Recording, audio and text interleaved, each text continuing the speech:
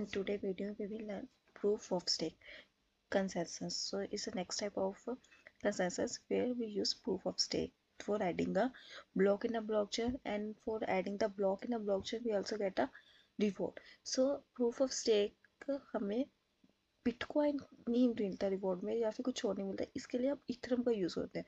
सो इथरम basically जिसके blockchain में block add करने के लिए रिवॉर्ड मिलता है, तो इथरम उन्हें मिलता है क्योंकि प्रूफ ऑफ स्टेक इथरम ही यूज़ करते हैं.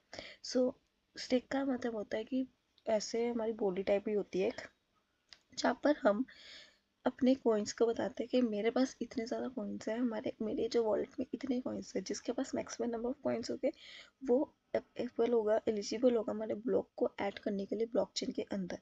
तो एक तो पहला रूल ये होता है उसका, स्टेक का. दूसरा रूल ये होता है कि अगर वो जो कॉइन्स किसके वॉलेट के अंदर है उसकी एज ज़्यादा होनी चाहिए. जिसकी एज ज़्यादा होगी, कॉइन्स की एज ज़्यादा मतलब कि बहुत पुराने होने चाहिए वो, मतलब रिसेंटली अभी ज्वाइन वाले नहीं होने चाहिए कि अभी अभी ज्वाइन करवाया हमने वो कॉइन्स को और उसके बाद ही हम ब्लॉक ऐड कर रहे हैं, ये नहीं है. इतना की जो एज होगी वो बहुत पुरानी होनी चाहिए ताकि हम ब्लॉक ऐड कर सकें, और जो हमारा ब्लॉक है उसमें अंदर ज़्यादा हमारे कॉइन्स होने चाहिए, तभी हम ब्लॉक ऐड करते हैं. इसका मतलब होता है प्रूफ ऑफ स्टेक का. ये थोड़ा सा इम्प्रूव वर्जन होता है हमारे प्रूफ ऑफ वर्क में, क्योंकि प्रूफ ऑफ वर्क में हमारी सोच सारा कंजप्शन होता है. क्यों होते हैं? क्योंकि हमें कंपटीशन जो पजल होती है मैथमेटिकल उसे सॉल्व करने के लिए ज़्यादा टाइम लगता है, तो प्रूफ ऑफ स्टेक बेटर होता है उसके लिए. सो अभी इसमें क्या होता है, आई पढ़ लेते हैं. Has understandable from the name nodes on the network stake an amount of a crypto currency to become candidate to validate a new block and earn the fee from it. Then algorithm chooses from the pool of candidate the node in which validate the new block. ठीक है, जो मैं बताया coin based, coin as की base के ऊपर हम selection करती है, जिसकी मतलब ज़्यादा कॉइन की एज होगी वो ही वैलिडेट कैंडिडेट होगा ब्लॉक ऐड करने के लिए. उसके बाद जो रिवॉर्ड मिलेगा उसके अकॉर्डिंग मिलेगा. The algorithm track the time of every validated candidate node stays validator. Older the node become the higher the chance of it become a new validator.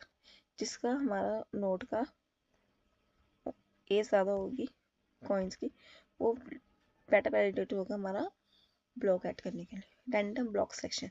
The validator is chosen with the combination of lowest hash value and the highest stake.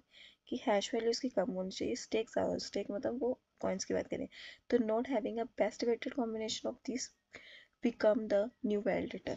अब randomly हम select करते हैं, मतलब कि जैसे कि जिसके पास ज़्यादा कॉइन्स है ब्लॉक के अंदर, वॉलेट के अंदर, और जिसकी एज ज़्यादा है उस कॉइन्स की, उसे ही वैलिडेट होएगा हमारा ब्लॉक को ऐड करने के लिए. So why proof of work. So जब प्रूफ ऑफ वर्क नहीं था, the popular way to distribute consensus was proof of work. ठीक है, जब प्रूफ ऑफ हमारा स्टेक नहीं था उससे पहले हम प्रूफ ऑफ वर्क के लिए यूज़ करते थे, और जिसमें हम सिर्फ बिटकॉइंस को ही ऐड कर पाते थे. जबकि हमारा जो प्रूफ ऑफ वर्क था वो ज़्यादा एनर्जी कंज्यूम कर रहा था और बिटकॉइन की माइनिंग के लिए. सो प्रूफ ऑफ वर्क जो मैकेनिज्म है वो increase entity chances of mining a new block if more consumption resource. मतलब कि प्रूफ ऑफ वर्क को इसलिए ज़्यादा रिजेक्ट किया क्योंकि उसकी एनर्जी कंजप्शन ज़्यादा है.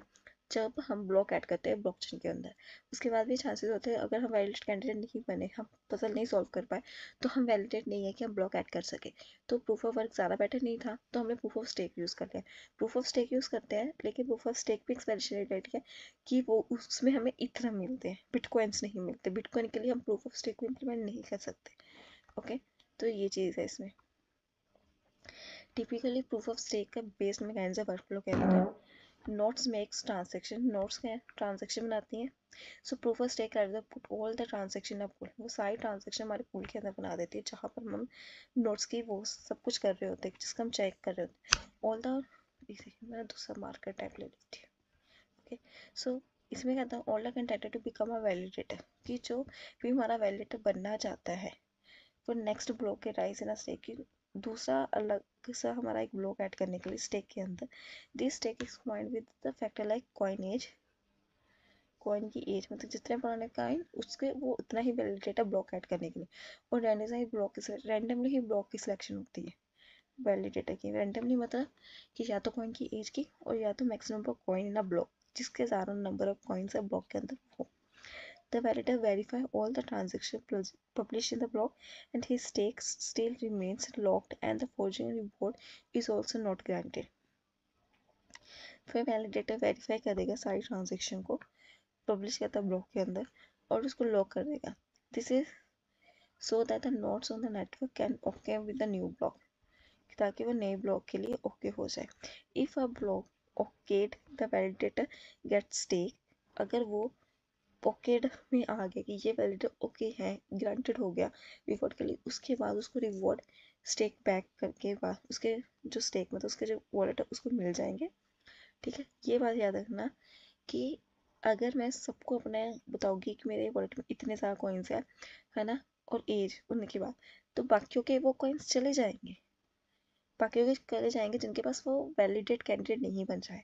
जैसे कि एक के पास नोट एक के पास 14 कॉइन्स है और वो 40 कॉइन्स पुराने भी हैं और सबसे ज़्यादा भी हैं, और बाकी नोट्स के पास कम है, उसके नोट्स है जो नोट ए होगा वो वैलिड कैंडिडेट बन जाएगा और बाकियों के वॉलेट में से कॉइन्स भी जाएंगे, वो प्रूफ ऑफ स्टेक में से कॉइन्स उनसे चल जाएंगे, और जो वैलिड कैंडिडेट हो जो इस तीनों में से जीत जाएगा, जो 14 कॉइन्स इसके पास है, उसी को ही वो रिवॉर्ड मिलेगा और उसके ही कॉइन्स और स्टेक नहीं जाएंगे. यही बेसिकली ये होते हैं. ठीक है, तो यही बताया गया इस वाले पॉइंट में.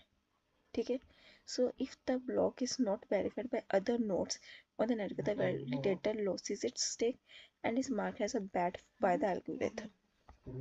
Okay, the features. Fixed coin inexpensive.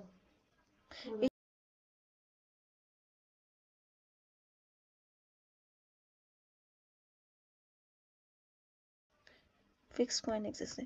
There is only a finite number of coins that always circulate in the network. Finite number of coins होते हैं हमारे जो नेटवर्क के अंदर सर्कुलेट करने. There is no existence of bringing new coin into existence.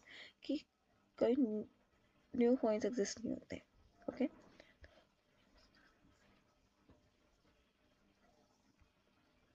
Okay, ये सब आप पढ़ सकते हो, इस ईजी है. Registry fees as a reward और माइनस फॉर ट्रांजेक्शन फीस हमें रिवॉर्ड्स के बाद भी हमें भरनी पड़ती है. ये चीज़ ज़्यादा है, और ये 51% इन प्रैक्टिकल, ये एडवांटेज में आते हैं, इसमें कम चांसेस होते हैं 51% अटैक के. और ओके, एनर्जी एफिशिएंट, एनर्जी कम यूज़ होती है, ये तो पता ही है क्योंकि हम कंपटीशन है ना, हमें सिर्फ अपने स्टेक्स की वो करनी होती है. डिसेंट्रलाइजेशन, ठीक है, कोई सेंट्रल अथॉरिटी इसको नहीं कर रहा. सिक्योरिटी तो हमें इससे मिल रही है. सो यूजिंग क्या यूज़ करता है, हमारे इथरम को यूज़ करता है, पी कॉइन्स और नेक्स्ट. ये बिटकॉइन के लिए नहीं यूज़ किया जाता. So please like share and subscribe you like.